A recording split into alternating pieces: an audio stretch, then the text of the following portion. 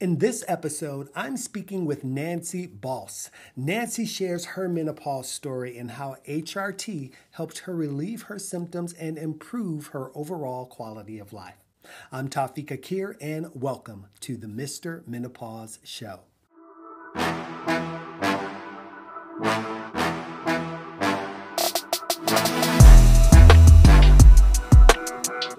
Welcome to the show, Nancy. Thank you, Tawfiq. It is amazing to be here. Thank you for doing this. And thank you for responding. So if you could just share a little bit about how your menopause story begins. Well, it begins with my mother had a hysterectomy, as so many women in their 70s and 80s and 90s now had hysterectomies. So nothing to learn from her because she had nothing she could share. My sister, who's 7 years older than me, she hit menopause at age 56. So when I was in my 40s and I was having all kinds of bizarre things happening to my body, I was like, menopause is like 10 years away. This is not menopause, because menopause is that moment when I'm 56, like my sister was. And so I was in complete denial. And so the symptoms that I was experiencing in perimenopause were a mystery to me. I went to my 15-minute annual doctor's appointments, and she handed me a list and said, maybe it's perimenopause. I'm like, no, my sister didn't get to tell her she was 56, so that's not what it is. And I just kept fishing around, but it was also a super complicated time of my life. My husband at the time was working 60 hours a week. I was taking care of the kids and self-employed with a part-time job in my home. So very complicated time in my life. I didn't have time to learn it, wasn't interested in learning it because I didn't think it had anything to do with me. So that's the foundation. Yeah. Yeah. So what were the things that you were feeling? You said you started to feel some different things that led you to the doctor, but what were those symptoms you were feeling? Yeah. They were a little bit vague. For instance, not sleeping well. That could be related to so many different things, right? I kind of figured it must be diet. So I stopped eating after 6 p.m. and found that I no longer had acid reflux. And so that had shown up around then. I was having spotting bleeding every day for like 6 months at a time. And I tried the Mirena IUD, and it did exactly the opposite of what I would want it to do. And then I had body odor. I mean, who do you even tell about that? So you don't talk about that. And I didn't experience, I don't believe, a bunch of emotional stuff. I don't think I experienced rage or any of that other stuff, just confusion about what is my body doing. Mm-hmm. Yeah, it's just interesting. You say a lot of people only think of hot flashes, belly fat, mood swings. That's what it is. It's like, no, there's like, I believe they believe there's up to 60 symptoms now.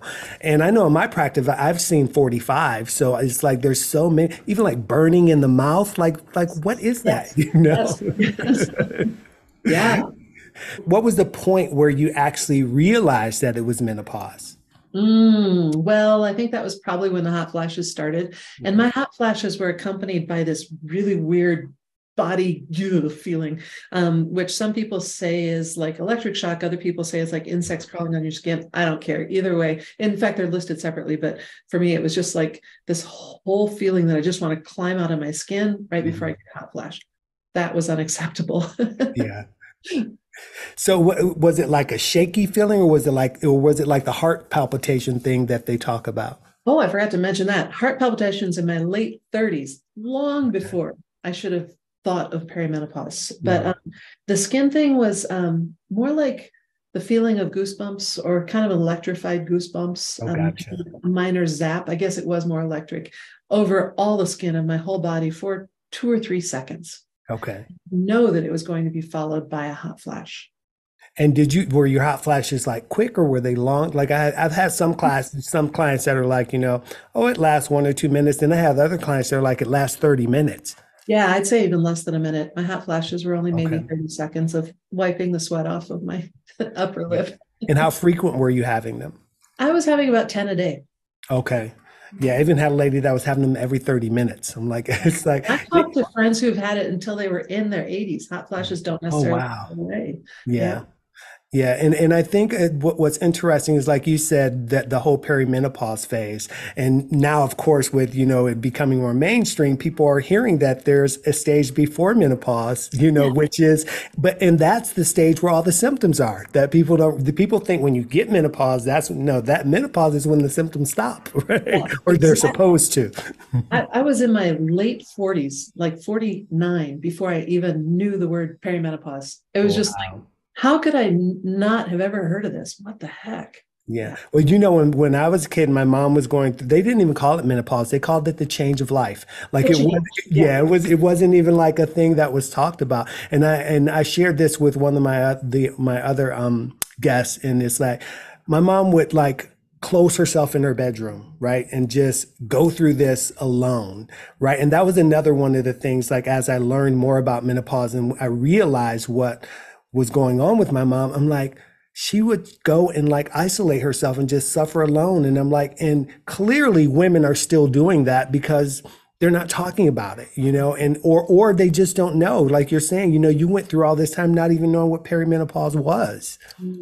Yeah, that knowing you're not alone is a huge gift. Whether or not you can find solutions, just knowing you're not alone is really important.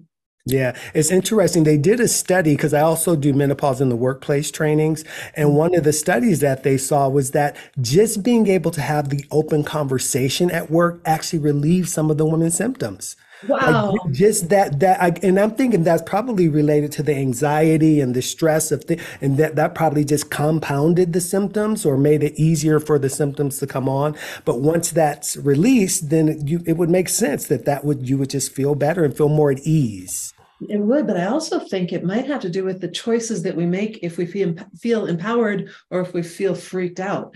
So Mhm. if I'm freaked out, like I don't know what's happening in my body, I'm way more likely to grab a cookie or a glass of wine or a beer. Mhm. And Yeah. I'm like, you know what, this is just natural. Then maybe I'll Yeah. have a celery stick instead. Right.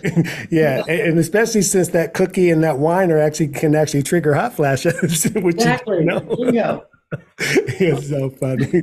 So, what were some of the things that once you figured out that you were in menopause? Was there like a regimen that you tried, or did you try holistic first or HRT? What was your process? You know, there was another symptom I thought of when you were talking about your mom, and that is that my hair started to get thinner, Mhm. and my skin also started to age. So I'm a little bit unique in that I'm what's called a professional voice user. I use my voice as a speaker and as a singer. Okay. And going into this fear because menopause impacts the singing voice for women. Mhm. A lot of women don't realize that. But we know there's some reason why women stop singing in their late 40s. And so knowing that that was coming, I noticed what's called a hormone cliff, which is that my voice changed dramatically over 4 months. And that is potentially career ending for a professional singer. Yeah. So I got through a set of gigs and 3 weeks later saw my nurse practitioner at my OBGYN's. Oh, this is another thing. I had no idea that women middle-aged needed to go to OBGYNs. Those are like baby doctors, right? What? Yeah. Who do I go see? You go see an OBGYN. I'm like, wait, that makes no sense. But at any rate, that's where I went. And Mhm. my nurse practitioner got me on hormones right away. And the cool thing for me is that I have with my voice this built-in measurement. I didn't need to test my hormones every week for 4 months to know what was going on because my voice was doing that for me. Gotcha. And so I started taking estrogen and progesterone, and I didn't really have to mess with the doses much. She gave me what they always say is the lowest possible dose, Mhm. which now people are talking about maybe you don't have to do the lowest possible dose, but that was actually good enough for me. And I would say within 3, 4 weeks, my Mhm. voice was back to awesome. And I started, that sounds really braggy, but it was awesome. Right. And then all the little baby hairs, like what happens to women after a lot of women, once they have a baby, while they're Mhm. pregnant, that hair falls out. And then after they have the baby, then a whole bunch of baby hairs start coming in on their own. Mhm. That happened to me again. My skin immediately got more supple and more moist. So that was within a month that I could Okay. see those differences. But the most impactful thing was the hot flashes. That was just days, and the hot flashes had pretty much cleared up. Night sweats, not so much. Yeah. That it just my dose for the night sweats, but yeah. Gotcha.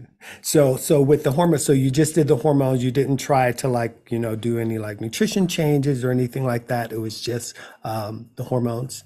Just the hormones. I was already pretty much on top of my nutrition. That didn't really need any adjusting. So I was given a progesterone capsule and an estradiol pill, and that's Okay. what I did to make really dramatic changes. Gotcha. And how long ago was that? Let's see. I was 52 and I'm now 55. So it was 2.5 years ago. Okay. And are you still on your HRT regimen? I am, except that I switched to the patch. That nurse practitioner wasn't really up to speed, knowing that the estrogen pill, if you take it long term, is Mhm. potentially troublesome for your internal organs. Yeah. So now I'm still on the progesterone capsule because that's the only way right now Gotcha. to really effectively get that affordably. And then the estrogen patch, which is kind of like a little band-aid. You change it Mhm. twice a Yeah. week. Yeah. Yeah, I'm glad that you brought up, like the doctor, your nurse practitioner, because that's another thing. Like you said, you didn't know you were supposed to go to the OBGYN. And sadly, though, a lot of them aren't even educated in menopause enough to even know what to do. So at least she knew to get you on hormone replacement therapy. And then with that, you know, there's all this information out there about HRT, and it causes breast cancer, causes heart attacks. So did you have any fears about that when you went on to HRT, or had you had any knowledge of HRT prior to going on it? I was learning. I was in the process of learning. And that fear, all stems from the 2001 study, Mhm. which I'm sure you've gone into. And so many of the OBGYNs are so busy helping women with their reproductive lives, Mhm. they don't have time to study up on what's changed since Yeah. 2001, right? And so in a way, I almost think it's better to go to a very young OBGYN because at least they weren't part of that 20 years ago. This nurse practitioner gave the standard advice that the Menopause Society was giving at the time, and that is take the lowest possible dose for 5 years maximum if there's no history of breast cancer in your family. Mhm. So that's how I started.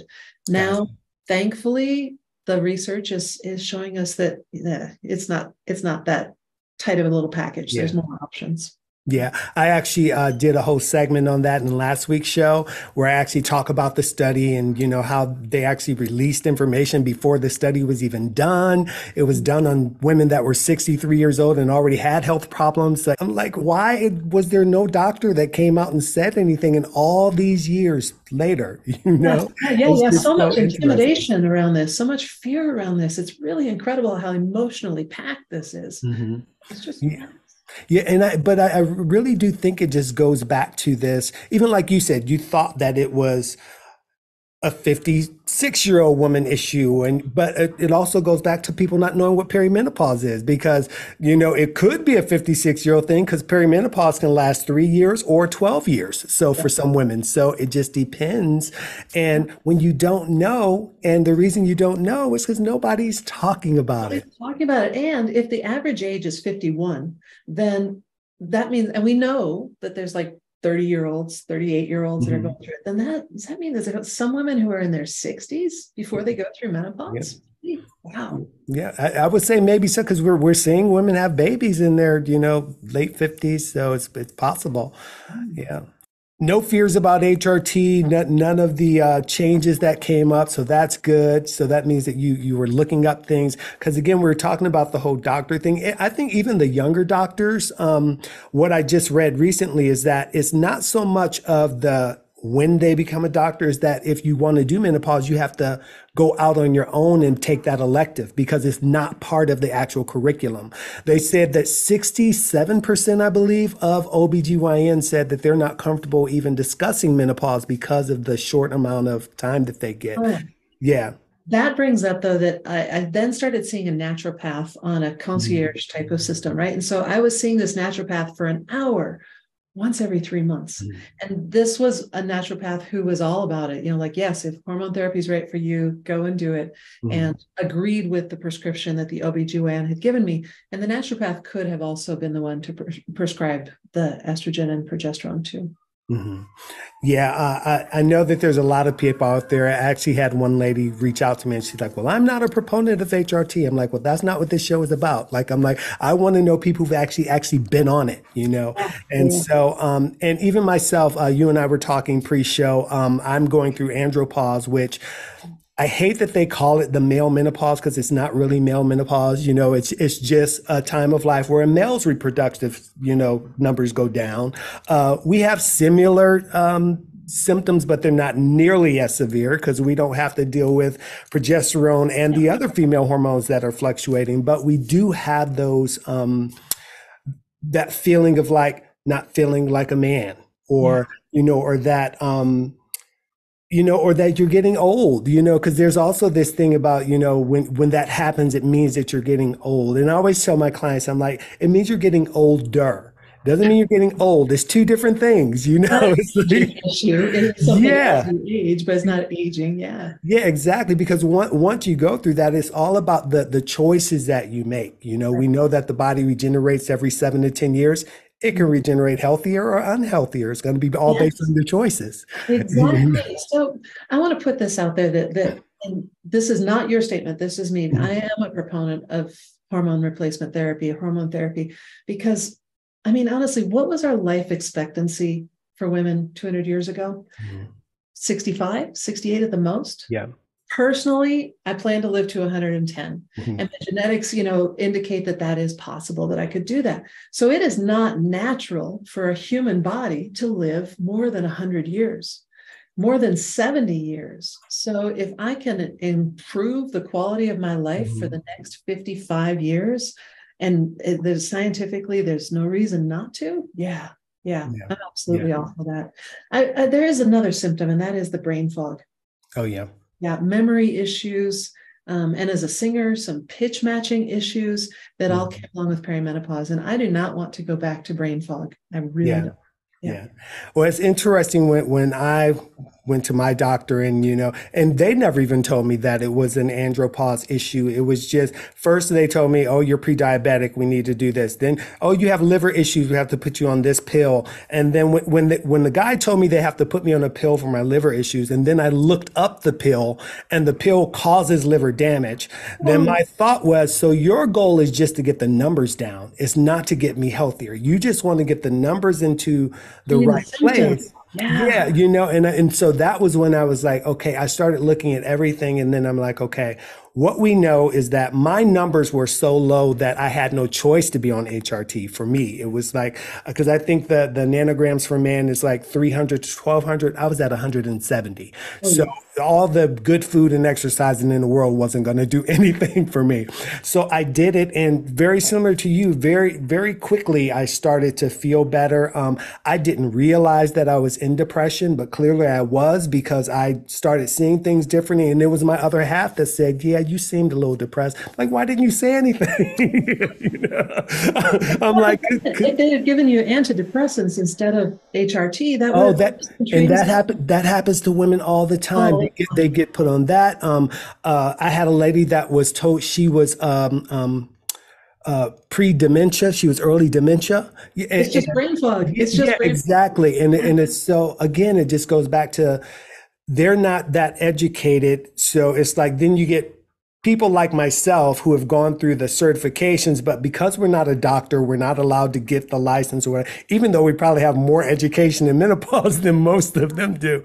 But then we have to, fight with people to say, look, I know what I'm doing. I've studied this. You know what I mean? And it's like, just, it's not going to hurt you. I'm not trying to do I don't prescribe anything. I just provide people with the options, say, here's HRT, but there's also this over here. One of the things that I found actually in my practice, and a lot of the women that come to me don't want to try HRT. They're like, that's their last result. And I'm like, okay, that's totally fine. Let's see what's going on. But what I have found is that, because we were just talking about extending life, and this is an approach that I learned years ago through my metabolic health training.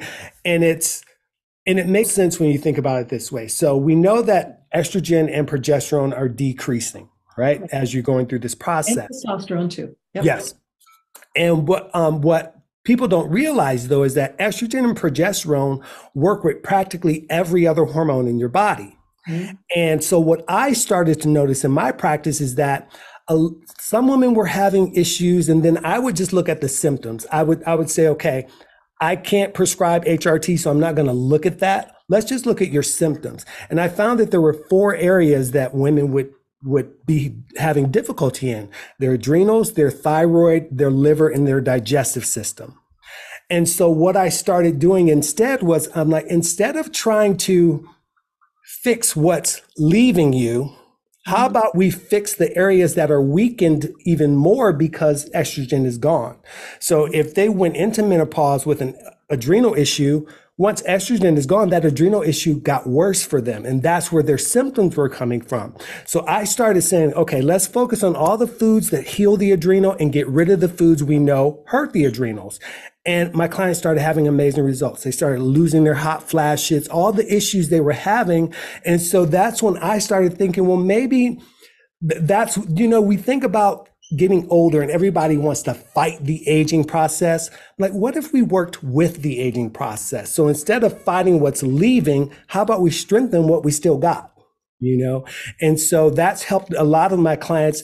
Some of them have eventually gone on to HRT, but it helped them to stave off because they didn't want to, and they got their energy back and things like that. So I always tell people there's options, don't feel, because what happens is people don't do anything when they don't, you know what I mean? And they get afraid. Well, you've got me thinking about my diet now. It's like, oh, well, maybe it's not as optimal as I thought. But also, okay, panic moment during the pandemic when it was said that men were less likely to die of COVID if they started taking estrogen. Then there was a sudden, do you remember this? This was in I the, didn't hear that. No. yeah, it was back in the beginning. And so then there was this scare that there wouldn't be enough estrogen for the women because the men were all taking it, so they didn't die of COVID. Perfectly good reason if it's true. But Right. I was like, if I have to suddenly go off of estrogen, I am toast. Right. And what you're talking about is that there's other ways that I could be dealing with it. And I love that. I need to learn more Yeah. about it. I always say our bodies by nature want to be healthy. So if we give it what it needs to be healthy, it's going to be healthy. So if you already had areas in your body that were weak before menopause, if you don't start working on them, all they're going to do is get weaker. Right. So even if you have to go on the HRT, you still want strong adrenals, you still want strong thyroid, because the HRT is just going to give you the estrogen back. It's not going to fix the areas that are sick. Right. And once I got that, then I started focusing on my own areas that were like the whole thing with the liver. They said you have a liver issue. I had this thing called the liver enhancement. So I did the liver enhancement. 14 days, my numbers were back in order. I'm like, so you mean I just went on a 14-day, heavy vegetable diet that's good for the liver, and you wanted to put me on a pill that was going to hurt my liver? And it's like, so again, it's like giving your body what it needs, and it will thrive. And like I said, HRT saved me because I was just like you. Nothing was helping. I tried to do diets and, I did everything. And I'm like, and this is what I do for a living. And I'm like, how am I I gained 40 pounds in 6 months. I'm like, and I was still exercising the same, eating the same, like nothing changed but I had no clue it was my testosterone until almost eight months later when I went in for a checkup. Did they just do a regular blood draw and they came up with that? Oh, there's a thing there? Yeah, well, they test their testosterone levels. Yeah, so you can test that. Because what I told when he told me I was pre-diabetic, I'm like, what I do for a living, right? I'm like, it's like that's not possible. And then all these numbers just started being weird and wacky, and it was my hormones changing, and I was in my mid to early 40. I didn't know of andropause was a thing for men. So for me, I was like, what's going on? Then I'm like, okay, let's do what men do. Let's exercise more, lift heavier weights. And then I got sicker, because I was doing the exact opposite of what my body needed. And then I was like, okay, let's try it. I actually started with the gel first, and the gel did not work for me. And then now I have to take 2 shots every 2 weeks. Oh, okay. Yeah, and it works for me. It's a low dose, so any side effects that they had, I've never had. So just like you, I've had to change one time and find my groove, and that's one of the things like we were talking about as well is that we saw the special with Oprah and Friends, Yes. and Oprah had mentioned that telling the women she tried HRT. Even one of the doctors talked about her being on HRT, and then Oprah stated, go get your first click, that first click, and it's going to change everything for you. And I love that you shared that, it did work for you, but you did have to adjust it Mhm. eventually. Absolutely. We had to tweak it and it took it a month. And I don't have no idea what a click is. Right. Yeah. And not to mention that there's so many different things. Like you're taking a pill and a patch. Like I could have done a patch or a pill or injection, or they have so many different things, and you just have to find what's right for you. Right. Exactly right. Yep. And how are you feeling now? Like after what is like 3 years now since I this? feel so good. And Yeah. my voice is still awesome. So that's like I'm a professional at what I do, and the drop in estrogen and the drop in progesterone were impacting my throat, my Mhm. voice. And so yeah, it was necessary for me in order to feel whole. Yeah. And it's been great. I hope to feel this great for many, many, many years. Yeah, yeah. Listen to your body. If something feels off, just make sure you feed it correctly. That's my whole thing. Feed your body correct, and your body will tell you. I always tell people, if you eat something and it's not what you're supposed to eat, your body will let you know within the first 30 minutes to an hour, whether it's breaking out in highs, breaking out in heat, or your stomach ache, and belching after every meal is not normal. That's not normal. So, Well, I'm having a huge problem with soy, and soy is one of the things that, if you can take a natural food, it would be soy for the estrogen. But soy just messes up my digestive system me so too. badly. It never did before. It's only Yeah. been for the last 2 years. Soy's in everything. I Yeah. basically can't eat out anymore because of it. So I'm Yeah. stuck. Yeah, so it's tough. It doesn't agree with me either. I don't even suggest it like to my clients. I'm like, if here's what the facts are on it, but I always say for every positive, there's a negative research about it too. So for me, if there's something that it's equally bad on both sides, I'm like, I don't do it personally. And I was over in Romania and Vienna last summer, and in those countries, menus have to list soy as one of the allergens. It's in the food products, so they Oh just yeah. use it. They're just like, well, we don't want to list something, so we're going to use something else. So Yeah. I was able to eat out in Vienna and Romania, but not in the United States. Yeah, yeah, it's tough here. The food regulations are, I always say it's so odd that the FDA is together. Like the foods that make us sick and then the drugs that are treat what us make us sick. I'm like, why are they in the same building? That doesn't make sense. Alone, what a great question. Ah, Yeah, it's crazy. So what would you give as advice as a final takeaway with your experience, your personal experience with the HRT? the advice I would give is to look for answers. Look for that expert who can help you. And of course, you, Mr. Menopause, are one of those experts. Absolutely. But find that person and don't take no for an answer. Keep going until you get because like you said, 50 plus Mhm, symptoms because these hormones impact every cell of our body. mhm. So keep going until you get the help that you need. It's worth it. It's worth it. Yes, yes. Seek the person out. And I always say, if you're looking on Google, you should not be looking for answers. You should be looking for the specialist that can give you the answers, Yes. right? Because you're going to find 9,000 different opinions, and that's just it. They're opinions. You need people that have proven track record, that have the certifications or the licenses, whatever it takes. But you have to, like you said, you have to be proactive and search out the answers, but you got to get the answers from the right people.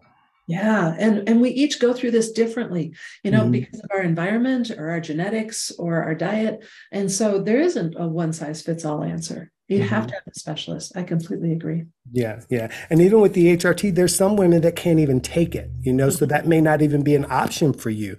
So, there are other options, but again, you have to find the right person that can help you with those options. Yeah, great. Well, thank you so much for coming on and for sharing your story. I think this is going to be very, very beneficial for my viewers to just get another take on what HRT is, how it can be used, the different types that there are. And yeah, I think it'll be very helpful. So thank you so much. Thank you. Thank you for what you do.